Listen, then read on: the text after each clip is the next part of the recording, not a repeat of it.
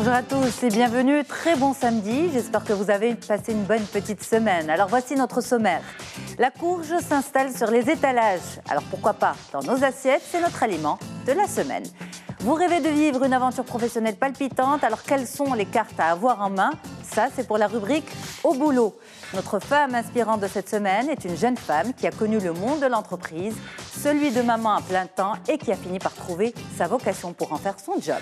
Et enfin, la santé et la nutrition des enfants pour combattre le fléau de l'obésité infantile. On vous dit tout ce matin sur Médiane TV. Bienvenue à toutes et à tous.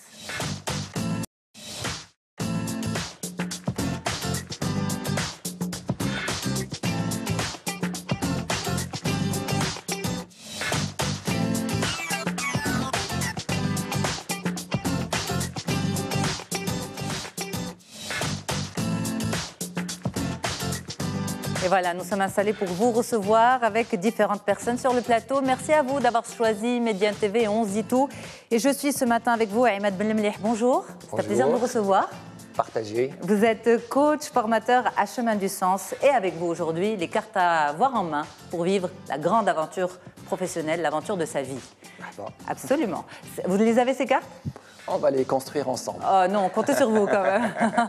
Celle qui les a trouvées, justement, elle est à vos côtés. C'est notre femme inspirante de cette semaine, Maysouna Rahmouni. Bonjour. Bonjour. Merci beaucoup d'être là. Merci à vous. Une jeune femme comme vous, mais avec une vie professionnelle à plusieurs chapitres déjà. Exactement. Voilà, Plusieurs vous êtes notre chapitres, femme c'est inspirante et vous allez partager avec nous votre expérience. Merci avec grand beaucoup d'être plaisir. là. Merci. Et en face de vous, professeur Heikel Jaafar. Bonjour professeur. Bonjour Yasmine. Merci beaucoup d'être là, une nouvelle plaisir. fois avec nous. Vous êtes président de la Société marocaine de nutrition, santé et environnement. Vous êtes professeur en médecine et nutrition. Et avec vous, nous allons essayer, à notre manière ce matin, de combattre ce fléau de l'obésité infantile. Voilà, on sait que malgré la sensibilisation, ça ne marche pas. Alors pourquoi ça ne marche pas? Nous allons essayer de comprendre tout cela avec vous pendant cette heure d'émission. Voilà. Alors on va parler d'alimentation tout de suite, professeur Heikel. Avec quoi? Je pose la question à Ahmed. On commence par quoi le samedi matin? Avec l'aliment de la semaine. Ouais, bravo, bien révisé la leçon. L'aliment de la semaine, aujourd'hui on s'intéresse à la courge qui fait son entrée sur les étalages. Alors pourquoi ne pas l'avoir sur nos assiettes également? On regarde tous ses bienfaits et son apport nutritionnel dans cette petite animation.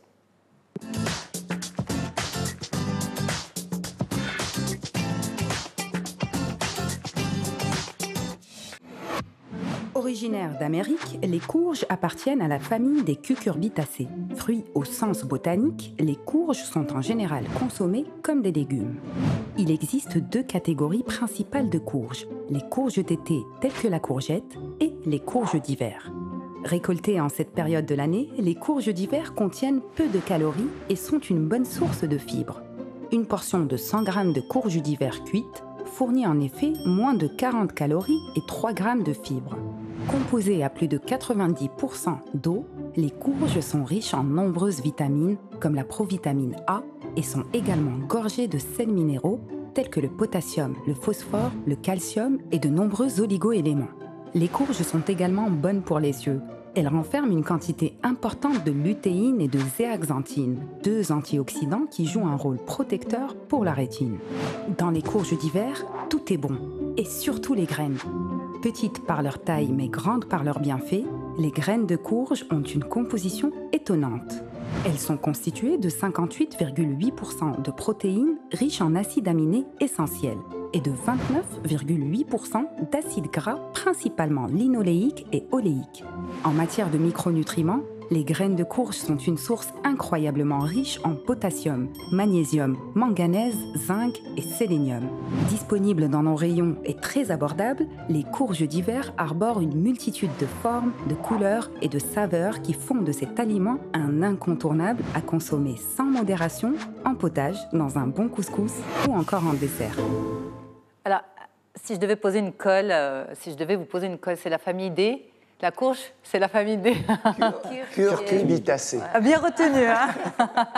Absolument. C'est incroyable quand même, hein. De la protéine dans les graines de courge, professeur Heikel. Oui, tout à fait. Et en plus de ça, de très bonnes protéines et d'autres éléments. Il n'y a pas que ça. Il y a des sels minéraux, il y a des vitamines. C'est un excellent aliment. Absolument. Vous aimez, Maysoun? Oui, les graines de courge, beaucoup. C'est vrai? Je prends ça tous les jours au petit déjeuner. Au petit déjeuner directement? Oui, directement sur ma tartine. Tout à fait. Voilà, que je rajoute avec un petit peu d'olive, une petite tapenade d'olive. Et je mets les petites graines de courge par-dessus, c'est un délice. Ayman, ça vous donne des idées? Oui, En petit déjeuner? de changer la courge du vendredi en petit déjeuner. C'est vrai que c'est un petit peu la star du couscous du vendredi. Exact. Mais ce mode de cuisson est bon, professeur Heikel? Oui, dès lors que la cuisson n'est pas trop importante. Ah, mais c'est en ça. plus de ça, il faut y penser également comme aliment pour le dessert. On a l'impression toujours que c'est un aliment qui est uniquement à consommer dans une soupe ou un potage, mais on peut l'utiliser également comme excellent dessert également, même pour les enfants, on en parlera. Très bien. Mais là, on va s'intéresser à quoi? Il faut qu'on aille bosser un petit peu. Tout à fait. On va au boulot avec vous, Ahmed Belmelih. À tout de suite.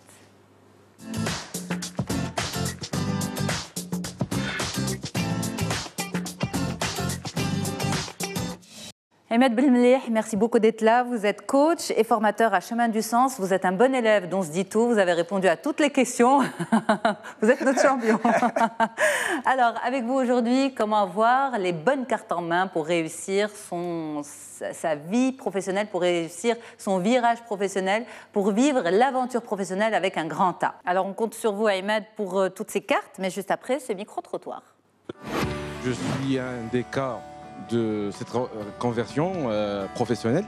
En fait, je suis diplômé d'ingénieur d'État en télécommunication et maintenant je suis directeur commercial d'une boîte à Casablanca. C'était une occasion que, alhamdoulilah, je l'ai eue et je me suis trouvé dans le bon endroit où je dois me trouver.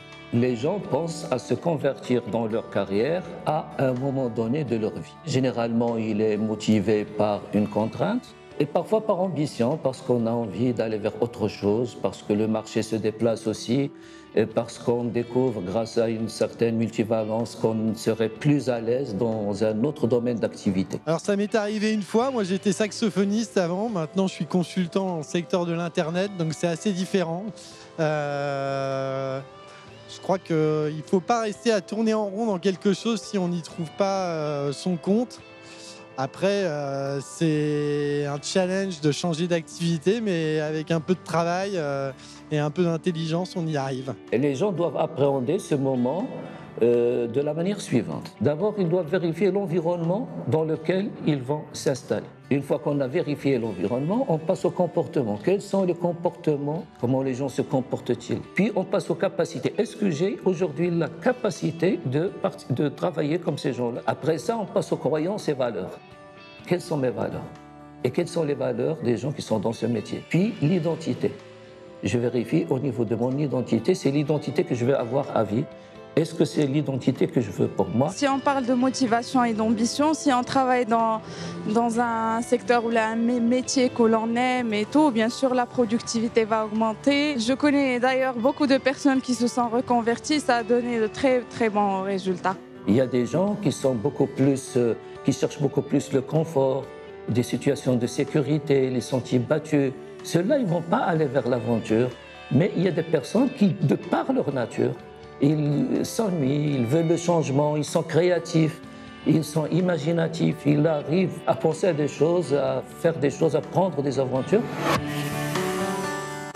Alors justement, plusieurs raisons ou motivations. Il y a quelques instants, le monsieur parlait de déplacement de marché, mais il y a aussi ce rêve de vivre l'aventure professionnelle avec un grand A. Et ça, c'est un rêve, on va dire, qui a son poids également. Est-ce que vous rencontrez souvent des personnes dans cette démarche? Certainement, il y a des personnes qui bougent en fait d'une carrière vers une autre. On a vu d'ailleurs des personnes qui étaient saxophonistes, qui devient consultant en Internet. Celui qui était ingénieur d'État et qui est devenu directeur commercial. C'est ça. Donc souvent, à un moment donné, il y a un déclic, il y a une question qu'on se pose. Est-ce que ce que je fais, est-ce que vraiment c'est à quoi j'aspire? Et là, on commence à se poser beaucoup de questions. À un âge donné, oui. Peut-être c'est lié à la quarantaine, à un certain moment, peut-être avant, mais il y a beaucoup de questions qu'on se pose sur le choix de notre carrière. Par la suite, qui a choisi cette carrière? On peut aussi partir plus loin.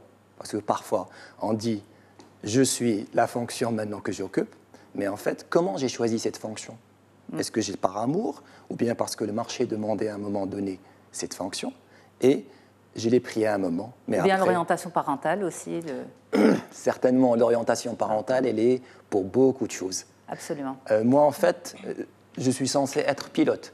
C'est vrai, vous avez fait des études pour devenir pilote? Du tout, c'était le rêve de maman. D'accord. Et par la suite, j'ai pas fait pilote et j'ai fait autre chose. Et donc, ce rêve en fait des parents, les rêves des enfants, par la suite, c'est bien de filtrer et qu'est-ce qu'on veut faire, qu'est-ce que voulaient nos parents, et il y a tout un chemin derrière. Alors, il y a un point qui est très important, c'est la capacité. Avoir un rêve, c'est très beau. Exact. Vouloir un métier, c'est extraordinaire, mais se dire, est-ce que je suis capable? C'est une question qui est très importante. Exact. Mais rien n'est impossible. Tout à fait. En fait, un rêve sans action devient source de frustration. C'est ça. Alors attention à ce, parfois on rêve, mais on ne fait rien. Donc l'idée des capacités, elle est très importante. C'est la première carte, on la pose? La première, en fait, c'est quoi mon rêve? Ça serait bien, en fait, de dire c'est quoi mon rêve et à quoi j'aspire. Okay. La deuxième carte, en fait, ai-je les capacités pour pouvoir aboutir ce rêve? Ai-je les ressources, capacités, et en même temps les ressources? Est-ce que j'ai les ressources pour aboutir à ce rêve? Est-ce que ça, c'est ce qui va venir en premier lieu freiner une personne? Le premier frein, c'est identifier mon rêve. Parce que pourquoi je vous pose la question? Parce que vous l'avez dit, en général, c'est des interrogations qui arrivent aux alentours de la quarantaine. Or, quand on a plus ou moins 40 ans, on est déjà installé dans la vie. On a des enfants, on a un crédit habitat, on est engagé dans un quotidien, dans pas mal de choses qui font la vie de tout un chacun. Et pour vivre ce rêve, il faut notamment de nouvelles capacités, ça veut dire une nouvelle formation, éventuellement revenir sur les bancs des universités et des écoles. Alors, est-ce qu'on est capable de le faire ou finalement on se retrouve à stopper son rêve et à rentrer dans une forme de frustration parce que le quotidien l'impose? Le quotidien l'impose, certes, mais si mon rêve il est très grand, et si en fait j'y crois à ce rêve, c'est pour ça que je dis la première carte Yasmine, c'est identifier mon rêve, okay. Et est-ce que vraiment je veux suivre ce rêve ou pas. La deuxième carte qui peut être un frein, mais en même temps c'est un levier, est-ce que j'ai les ressources nécessaires pour arriver, pour concrétiser ce rêve? Ces ressources, ce n'est pas uniquement financier et matériel, c'est-à-dire crédit, traite, maison, enfant, mais en même temps, est-ce que j'ai la connaissance? Est-ce que j'ai la connaissance nécessaire pour aboutir mon rêve d'un point vers un autre? Okay. Alors, quand je n'ai pas la connaissance nécessaire, quand j'ai besoin d'une formation, par exemple. Quand j'ai besoin d'une formation, il y a beaucoup d'organismes de formation qui peuvent m'orienter. Parce que ce n'est pas ça le problème. Les organismes de formation, ils sont là. Okay. On peut même se former sur Internet. Il y a beaucoup d'éléments qui sont disponibles sur Internet. Donc le premier levier, c'est ma motivation. C'est est-ce que je veux vraiment aboutir ce rêve ou bien est-ce que je veux les léguer à mes enfants? Mes rêves. Mes rêves. Et là, ça devient en fait un peu, je dirais... Parce que c'est ce qui se passe en général? C'est ce qui se passe. En fait, généralement, on n'a pas réalisé nos rêves comme parents. Par la suite, on va projeter ça sur nos enfants. Et par la suite, nos enfants, ils vont les projeter sur les autres. Et ça deviendra une frustration totale. Et c'est pour ça qu'aujourd'hui... Transgénérationnel. Transgénérationnel, exact. Et c'est pour ça qu'aujourd'hui, on est en train de déblayer, défricher, en fait. Oser. J'ai un rêve, allez, j'ose. J'ose, j'agis. De quoi j'ai besoin? Des capacités. Allez, je vais les agir. Un des autres problèmes, en fait, c'est j'assume pas.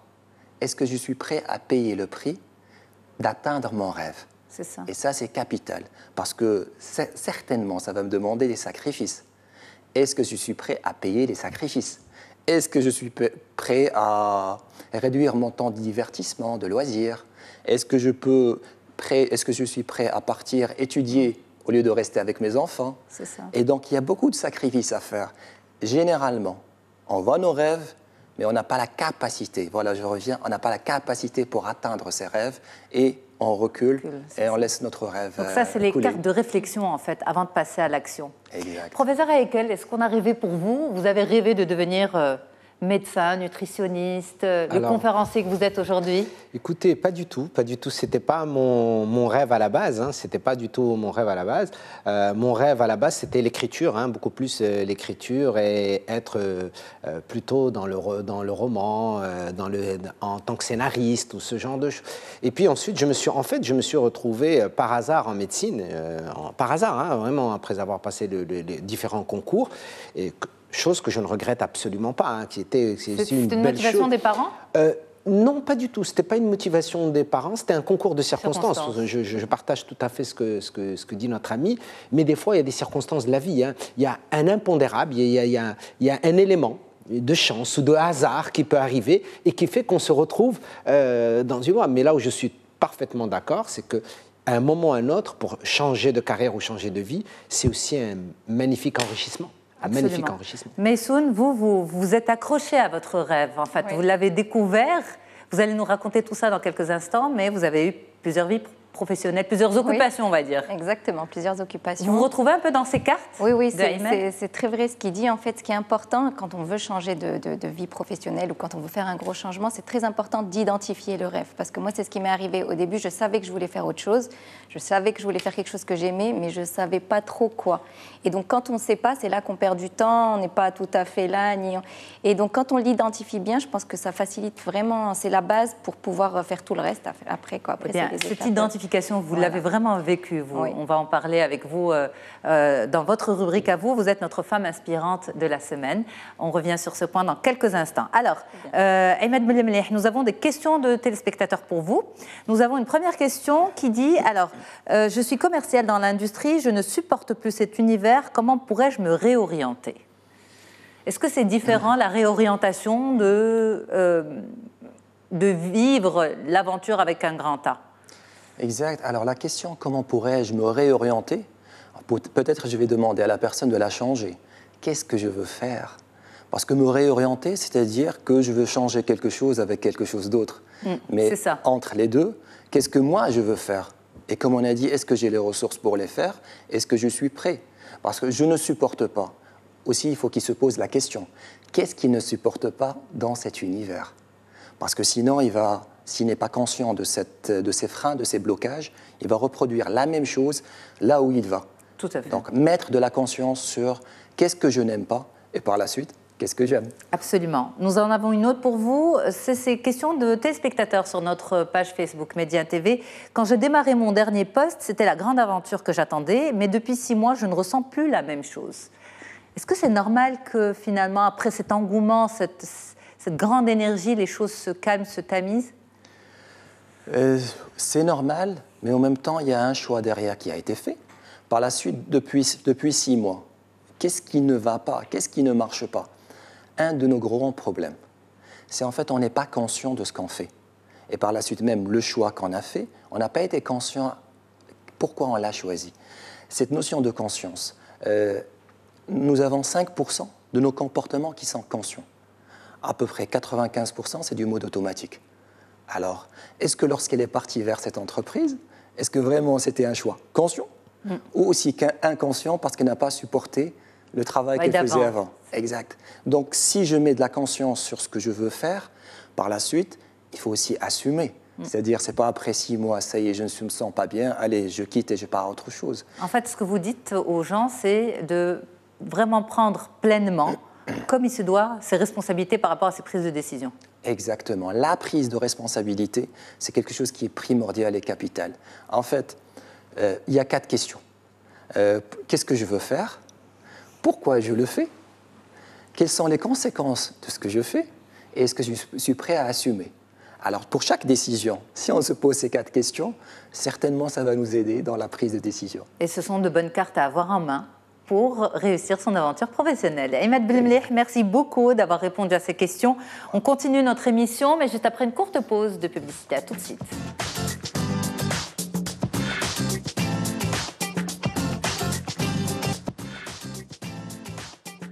Très bonne matinée à vous. On espère que vous passez d'agréables moments. On reprend notre deuxième partie d'On se dit tout. Alors, notre première star de ce matin, c'était la courge. C'est notre aliment de la semaine, riche en antioxydants, en vitamines et également en protéines. Et puis ensuite, nous sommes allés sur ces cartes qu'il vous faut pour vivre votre aventure professionnelle, la grande aventure avec un grand A. Nous en avons parlé avec vous, Ahmed Belemlih. Notre femme inspirante de la semaine, c'est Maysoun Rahmouni. Et notre sujet santé d'aujourd'hui, eh bien, c'est l'obésité infantile et surtout comment la combattre. Maysoun Rahmouni, merci beaucoup d'être là. Vous êtes notre femme inspirante de la semaine. On vous retrouve tout de suite.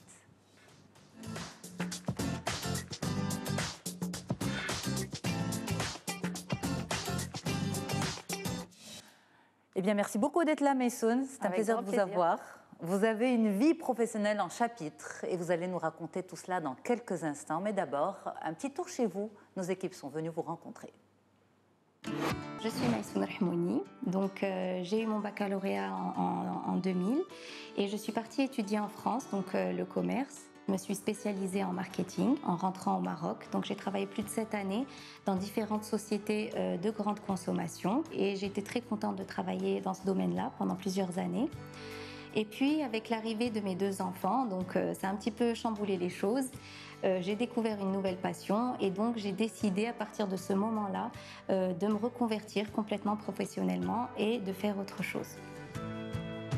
Alors là, je suis dans un des centres où j'exerce mon activité, qui est accompagnatrice en périnatalité. Je m'adresse à toutes les mamans qui ont besoin de soutien pour vivre au mieux, en toute sérénité, leur grossesse et leur maternité. L'échange avec les mamans, c'est un moment de pur bonheur pour moi parce que c'est un moment un petit peu hors du temps. Les mamans peuvent me parler à bâton rompu de comment elles vivent leur grossesse, comment elles vivent leur maternité. Et donc c'est un moment qui est très très riche en émotions et qui me permet à moi d'oublier tout ce qu'il y a autour et de me plonger dans un univers qui me passionne. Dans les prochaines années, j'espère pouvoir continuer à faire mon activité, c'est-à-dire à soutenir toujours plus de mamans dans cette expérience magique qu'est la maternité. Et j'espère aussi pouvoir les aider à ne plus subir leur accouchement et à vraiment être actrices de leur accouchement et qu'elles réalisent que voilà, c'est leur corps et c'est à elles de décider comment elles ont envie d'accoucher. Si j'ai un message à faire passer, c'est qu'effectivement, la grossesse et la maternité sont des grands changements et ce bouleversement peut être l'occasion de revoir ses priorités et peut-être donner une autre orientation à sa vie professionnelle pour nous permettre de faire quelque chose qu'on aime vraiment. Vous êtes avec nous sur le plateau ce matin, Maïsoun. Merci beaucoup d'être là. Alors, cet engouement, cet intérêt pour la périnatalité, est-ce que vous l'avez découvert avec votre maternité ou c'était un petit peu caché avant en vous ?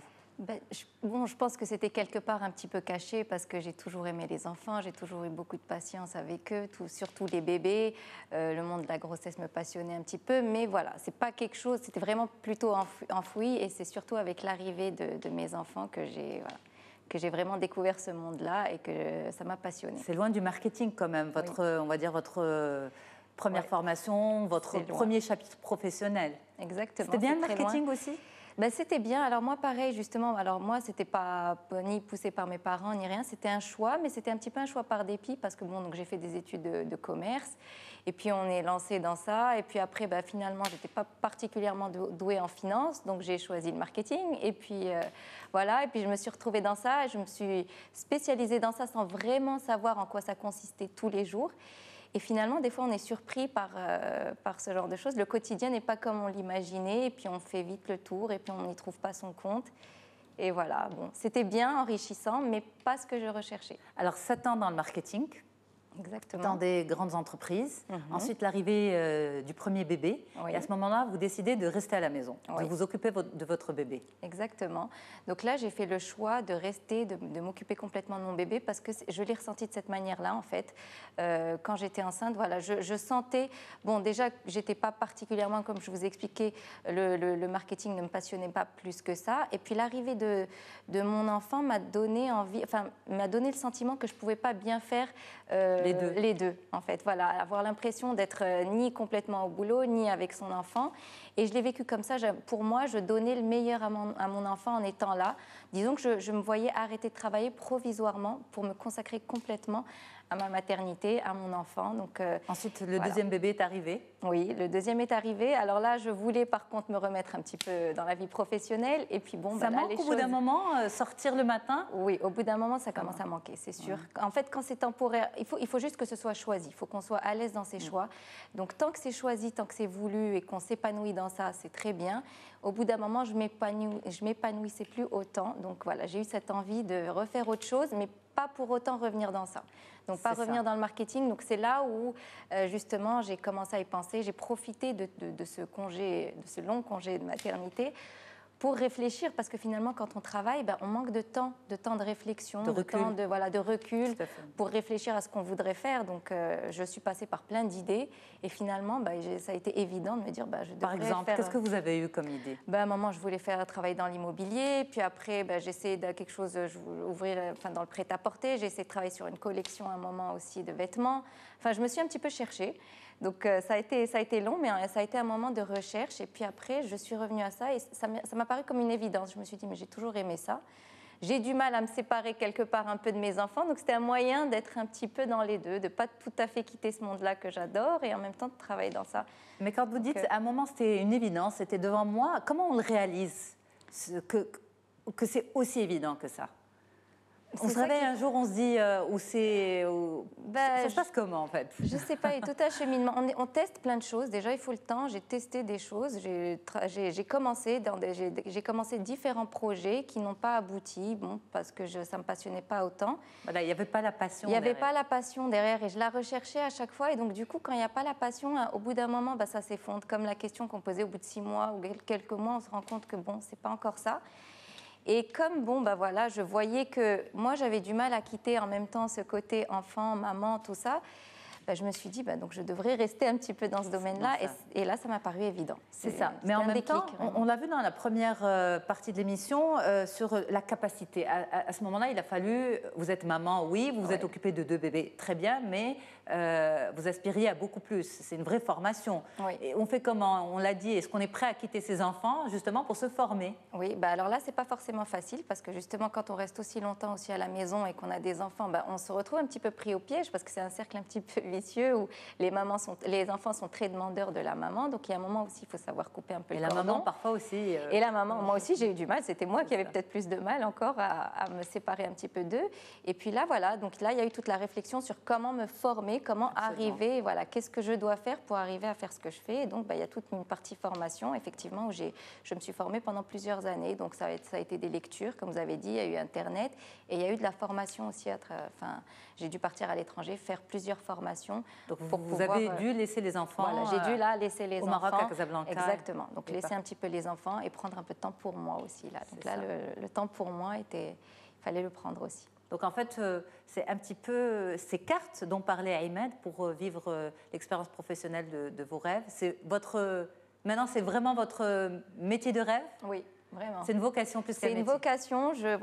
Quand on travaille par passion, on ne sent pas qu'on travaille et on prend tellement de plaisir qu'on est dans... Moi, je suis dans une bulle quand je fais ça. On le voyait dans le reportage.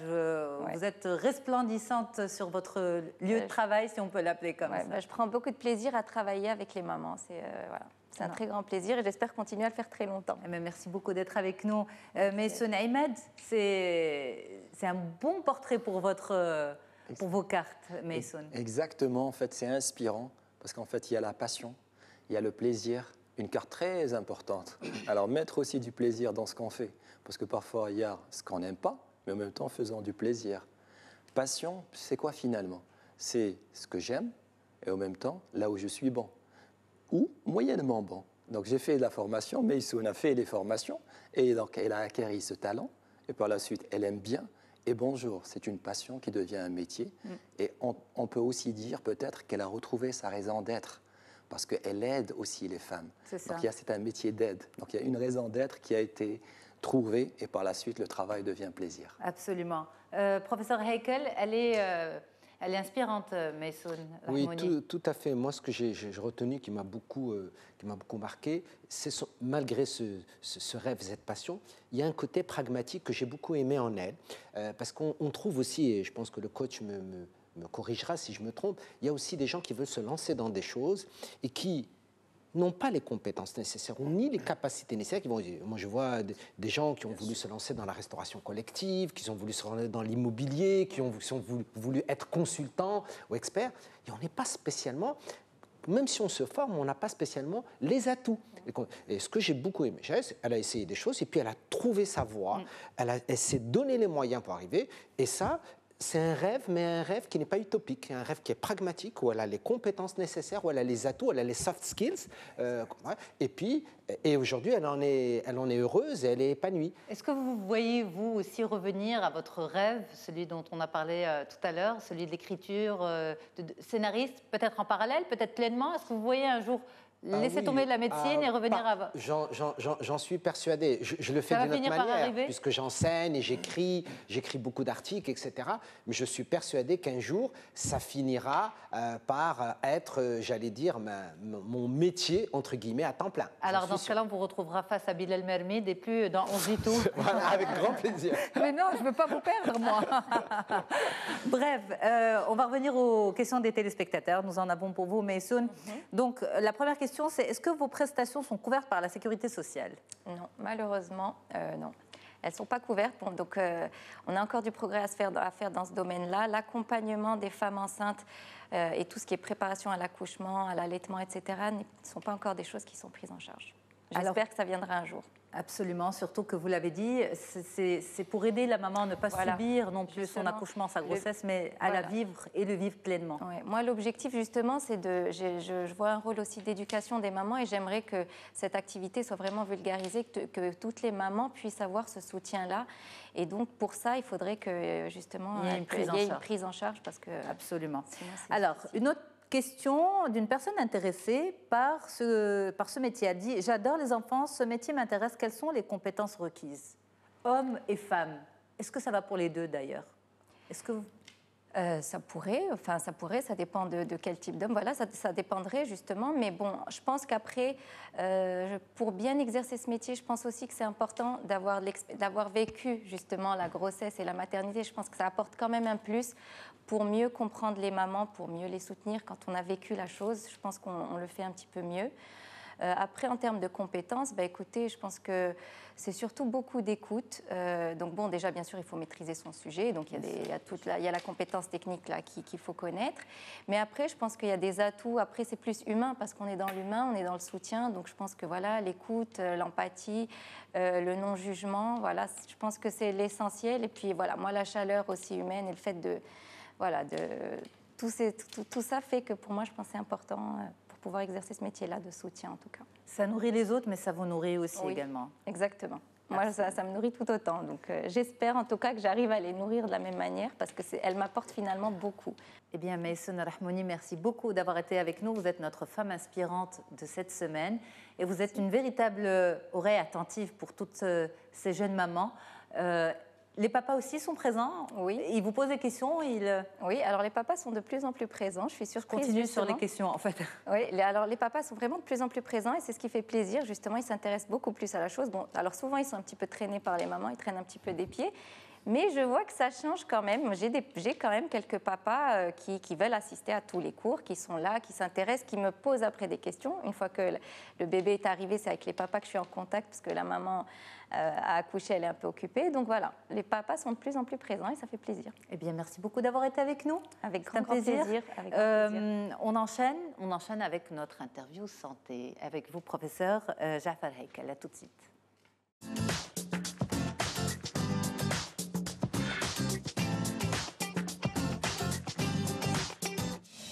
Alors, professeur Jafar Heikel, merci beaucoup d'être là. Vous êtes président de la Société marocaine de nutrition, santé et environnement, professeur en médecine et nutrition et scénariste en devenir. C'est bien ça? J'espère.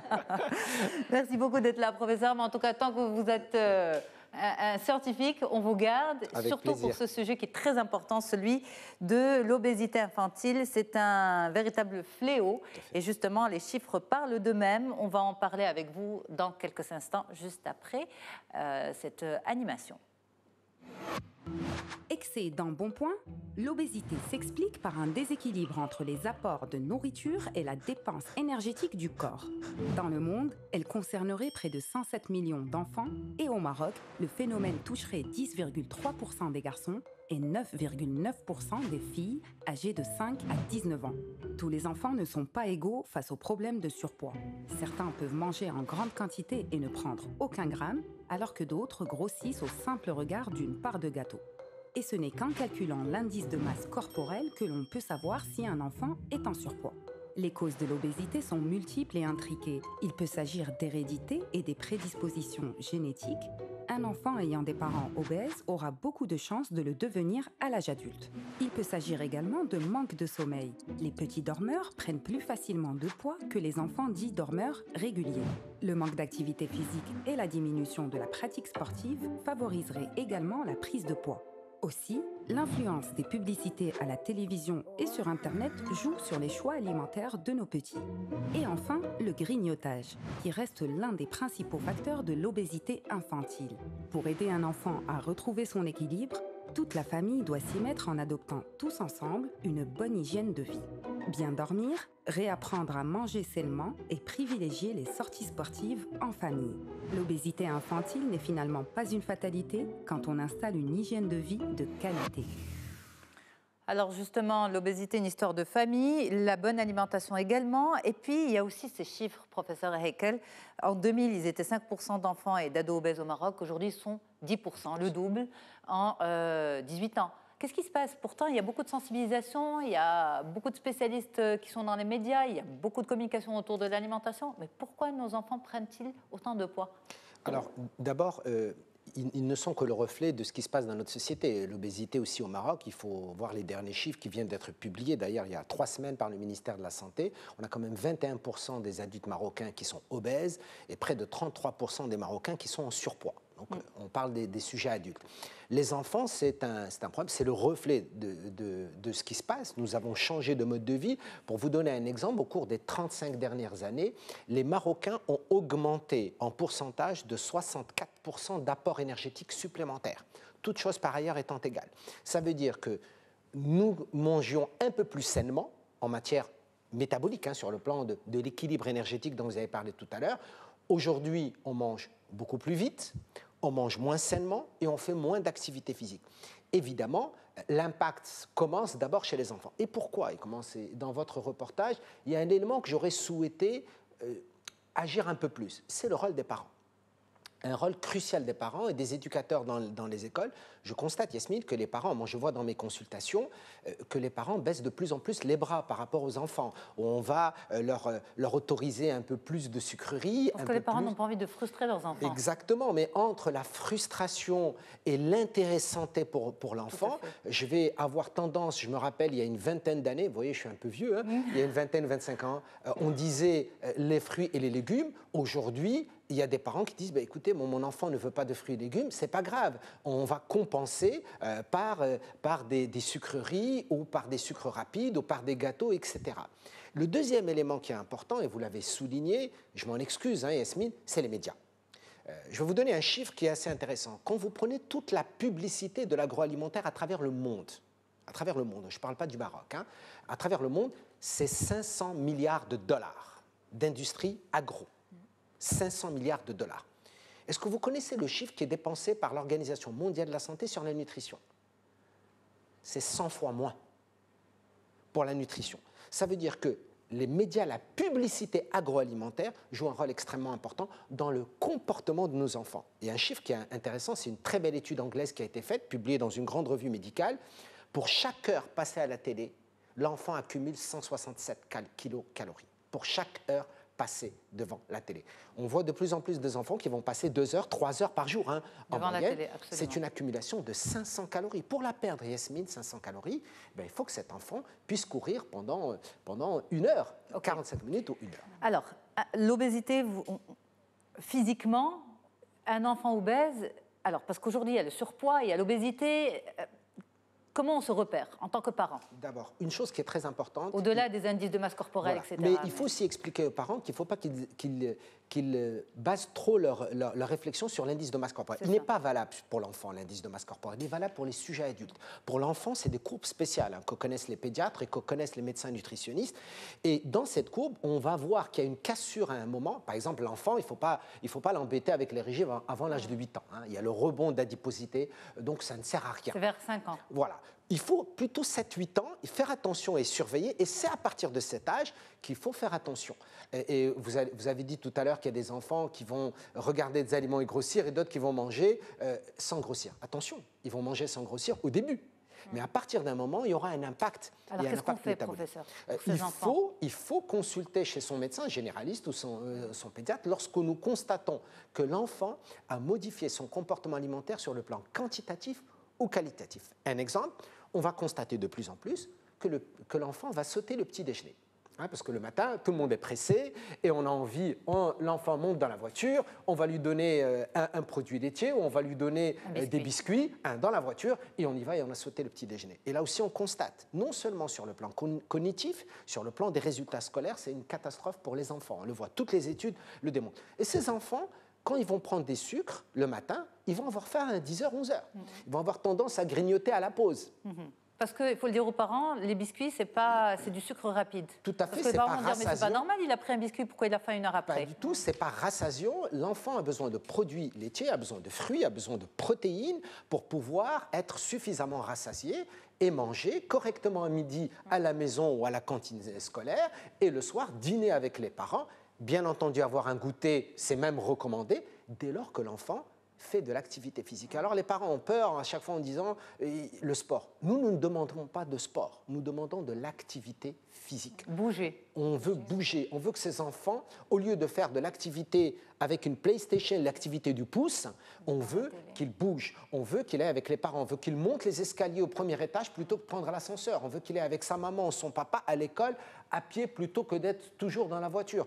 On veut qu'il puisse courir avec les amis, qu'il puisse jouer dans la rue. Qu'il bouge comme un enfant d'il y a 20 ans. Exactement, qu'il bouge et qu'il choisisse les activités de plaisir sportifs qu'il aime, bien entendu, évidemment. Il y en a qui vont vouloir aimer la danse ou le judo, la boxe ou ce que vous voulez, mais au moins qu'il y ait de la dépense avec de la marque. Et là aussi, les parents ont un rôle important. C'est important que les parents... Donc les parents sont responsables de l'obésité de l'enfant. Ils ne sont pas responsables, mais ils participent à ce déséquilibre énergétique qui peut arriver. Je comprends que les parents peuvent être occupés, je comprends qu'ils... Mais par exemple, Yasmine, moi je ne peux pas accepter qu'il y a des... Je reçois des enfants ou des ados obèses qui arrivent avec le chauffeur et un chèque. Je n'ai même pas vu les parents. Je n'ai même pas vu les parents. Alors vous imaginez, quel que soit le plan nutritionnel que vous allez donner, comment l'expliquer à cet enfant? C'est pas lui le support psychologique, parce que le support biologique est assez important. Et il y a des enfants, Yasmine, qui ne veulent plus aller à l'école parce qu'ils sont surpoids, obèses, et ils sont la risée des enfants, parce que les enfants sont parfois méchants entre eux. Et donc, il va vous dire, moi, je ne veux plus aller à l'école, et je le vois. Parce que tout le monde se moque de moi, tout le monde me dit, je suis gros, je suis grosse. Et ça, sur le plan psychologique. Vers quel âge on vous dit ça, plus ou moins? Alors, c'est en général vers 10 ans. 8 ans, 10 ans, et on va voir sur le plan corporel, et ils ne veulent plus se mettre en tenue de sport. C'est ça. Parce que les enfants sont parfois méchants avec leurs mots. Mais Sonia Rahmouni, je vous sens très intéressée par ce sujet. Oui, non, bah, clairement, c'est sûr. Puis ça doit être dur aussi, enfin, je me disais, pour des enfants comme ça, parce que finalement, le surpoids, c'est là où il y a aussi le jugement de la société. C'est des enfants déjà qui partent avec un bagage difficile pour trouver leur place. Donc c'est dommage justement de les priver de cette chance de trouver une place. Voilà. Ça a beaucoup d'impact sur leur vie finalement, pas que sur leur santé. Exactement. Et des enfants toujours assis, c'est très mauvais pour le développement, Mais il y a aussi le côté génétique. J'aimerais insister, Yasmine, à travers ton émission. C'est pas parce que les parents sont obèses qu'on va devenir automatiquement obèse. La science, elle est là. C'est clair, c'est 18% de risque d'obésité. Mais il nous reste 82%, Yasmine, où nous pouvons agir sur nos enfants.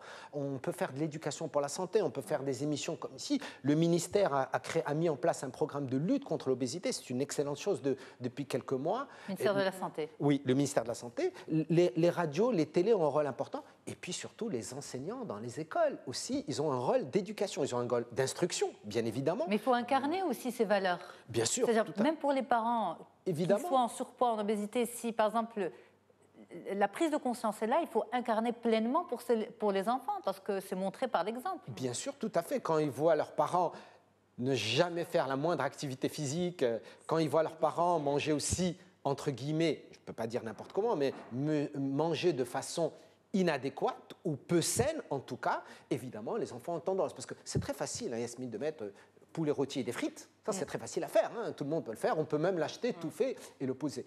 Mais partager ensemble un repas. Le repas, c'est un moment de socialisation. C'est un moment de savoir qu'est-ce qu'ils ont fait à l'école toute la journée. On discute avec le papa, la maman. On prend le temps de manger. On prend le temps de s'écouter. On prend le temps de partager. un des risques aussi pour les enfants, c'est la rapidité avec laquelle ils mangent.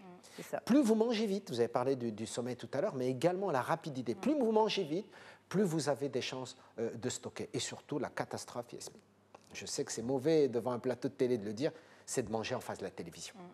Ça aussi, nous, on ne passe pas à l'heure du déjeuner. c'est magnifique. C'est super. Très bien. Au mieux, devant un petit déjeuner, mais on prend son temps samedi matin. Ça, samedi matin, ça me va, je te l'accorde. Alors, on y va pour nos questions, professeur Heikel. Chez nous, un bébé doit être gros, sinon ça veut dire qu'il est mal nourri. Comment combattre cette idée? Oui, tout à fait. Ça, c'était historiquement et culturellement. On dit on veut un bébé qui soit joufflu, hein, il est beau, il est en bonne santé. La bonne santé, c'est à avoir le poids, le bon poids nécessaire. Ce n'est pas être maigre, c'est avoir le bon poids santé. Et à chaque âge, il y a un poids santé. Donc, ce n'est pas un poids idéal sur le plan esthétique, c'est un poids tout simplement pour éviter des maladies métaboliques. Mais nous, en fait, nous ne sommes pas des spécialistes. On ne sait pas ce que veut dire un poids santé. Un poids santé, ça veut dire tout simplement manger équilibré de telle sorte qu'en fonction de votre âge, de votre sexe, et de votre taille, vous avez le poids correspondant. Le poids est un Et pour le bébé? Et pour le bébé, là aussi, quand vous allez avoir, par Changer exemple... de mentalité, en fait. Voilà, changer de mentalité, mais surtout, la bonne diversification alimentaire au bon moment et surtout, donner la possibilité à cet enfant de goûter à un peu de tout. Il n'y a pas d'interdit. Il n'y a pas d'interdit. Il faut bien comprendre qu'un bon plan nutritionnel, ce n'est pas interdire des aliments. Un bon plan nutritionnel, c'est donner une alimentation au bon moment, à la bonne quantité. C'est comme une femme enceinte, elle ne doit pas manger 2 fois plus parce qu'elle est enceinte. Elle doit manger mieux. On a une autre question. Alors, vers quel âge faut-il commencer à s'inquiéter? Vous avez dit tout à l'heure un régime pas avant 8 ans, mais si son 4 ans, 5 ans est déjà bien rond, est-ce qu'il faut... Non, il faut surveiller. Il faut surveiller. Avec le médecin généraliste ou avec le pédiatre, il faut surveiller. Il faut surveiller parce que nous savons qu'il y a un rééquilibrage de la courbe staturo-pondérale donc de l'enfant et qu'il faut faire extrêmement attention à partir de l'âge de 8 ans. Évidemment, si vous constatez que vous avez un enfant, et ça c'est exceptionnel, il y a des maladies particulières, des maladies hormonales particulières que les pédiatres connaissent très très bien, quand vous allez constater à 4-5 ans qu'il y a vraiment une obésité majeure, là effectivement, ça devient médical. Mais de façon générale, il ne faut pas s'inquiéter d'ailleurs, même pour les enfants qui sont très maigres. Ne pas s'inquiéter, mais ne pas gaver et ne pas, bien sûr, il faut être permissif. Tout à fait, il faut être vigilant. Attention, ça ne veut pas dire qu'il ne faut pas donner aux enfants des sucreries ou leur faire plaisir d'aller dans... Pas du tout, c'est parce que ce qu'il faut, c'est que ça soit la juste mesure et le bon équilibre. C'est vrai, comme dans tout. Tout à fait. Merci beaucoup d'avoir été avec nous. C'était un plaisir de vous recevoir. Je rappelle que j'étais avec vous, Ahmed Belmlih, coach et formateur à Chemin du Sens. Ces cartes pour vivre l'aventure professionnelle avec un grand A. Exact. La dernière carte, prendra un risque sans se mettre en danger. Toute une question, tout un sujet. On reviendra. Merci beaucoup. Maysoun Rahmouni, notre femme inspirante de la semaine, une vie professionnelle en chapitre. Merci beaucoup d'avoir été avec nous pour nous raconter votre histoire. Et professeur Heikel Jaafar, président de la Société marocaine de nutrition, santé et environnement, professeur en médecine et nutrition, pour encore beaucoup de temps. Merci beaucoup. Merci à toutes et à tous. Merci. Très très bon samedi, très bonne suite des programmes et à demain. Même heure, même chaîne bien sûr. Au revoir.